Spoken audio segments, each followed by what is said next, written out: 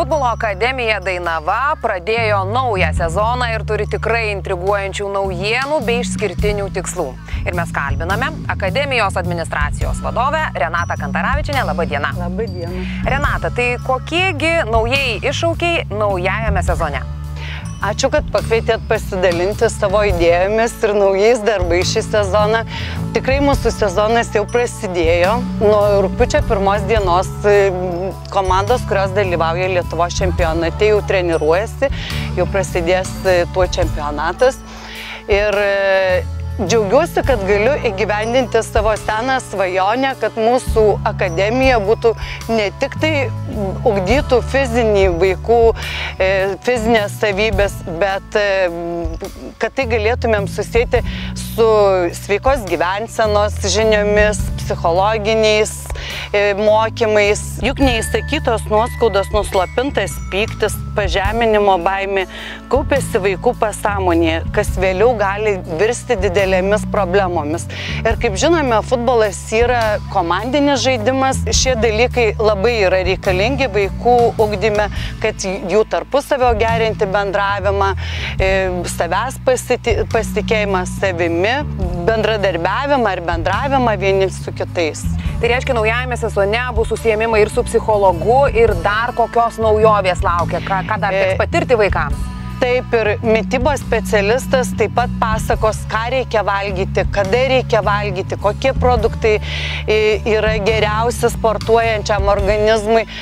Mokys, kaip atsirinkti sveikus maisto produktus, kaip pakeisti gal kažkokius negerus įpročius.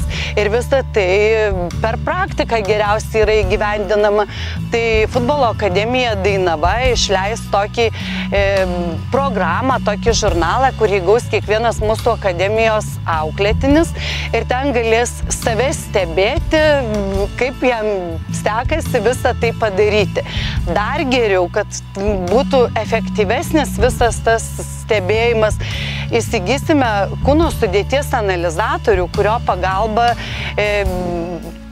pradžioje sezono nustatysim vaikų bendrą svorį, bendrą riebalų kūno svorį, vandens kiekį organizme ir pagal tai treneriai irgi galės geriau sudaryti programą vaikams, treniruočių programą.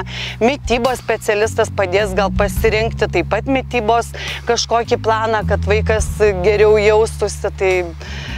Renata, futbolas, futbolo akademija, regis, vaikinai ir merginos laksto, spardo kamuolį, bet aš žinau, kad naujajame sezone bus ir šokių pamokos. Taip, sportinė veikla, kad vaikams būtų įdomu, nes nepaslaptis, mažai vaikai šiais laikais juda ir ne visiems įdomus tas futbolas. Tai įtraukėme vieną kartą per savaitę vyks šokių pamokos įvairiose amžiaus grupėse, nes, kaip žinot, pas mus vaikų labai daug, tai reikės tą visą skirstyti į grupės ir žiūrėsim, gal paskui tęstinumas pavyks. Tai vyks šokių pamokos, vyks nuotolinės treniruotės, kurias ves mūsų akademijos auklėtinis Paulius Golubickas, vyks kineziterapinė treniruotė, kur vaikai irgi gerins laikyseną savo, giliųjų raumenų treniruotės vyks. Tai manau, kad tikrai turim daug naujovių ir daug naudingų dalykų. Ar tiesa, kad į šį visą socialinį projektą įsitrauks ne tik jaunieji sportininkai, bet ir tėveliai? Taip, vyks užsiėmimai ir tėvams, ir mitybos temomis, ir psichologiniai užsiėmimai tėvams, nes tėvai labai kelia daug klausimų, kaip su vaikais bendrauti, ką galima jiems valgyti, kas geriau tam sportuojančiam jaunam organizmui. Ir manau, kad tik visi kartu derindami ir visi kartu bendradarbiaudami pasieksim tikrai gerų rezultatų. Akademijos veikla verda, jūsų akys taip pat užsidegusios, bet noriu klausti, gyventojų nepaslaptis mažėja visoje Lietuvoje, kaip yra ir Alytuje, Dzūkijos sostinėje, o kaipgi jums sekasi? Mums sekasi gerai, šiais metais nesumažėjo nei vienos komandos, 7 komandos dalyvaus Lietuvos čempionate.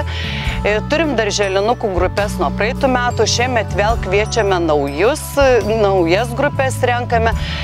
Taip pat papildė mūsų kolektyvą nauji treneriai, mergaitės treniruos moteris trenerė, dalyvausim kaip ir praeitais metais Playmakers programoje, kur mergaitėms, kad būtų futbolas įdomus, nenuobodus, ten Disnėjaus filmukų pagalba, pasakojamos istorijos ir atliekami tam tikri pratimai, mergaitės tikrai labai buvo patenkintos, susiėmė ir šiais metais vykdysim ir toliau tą pačią programą ir naujas grupės rinksim.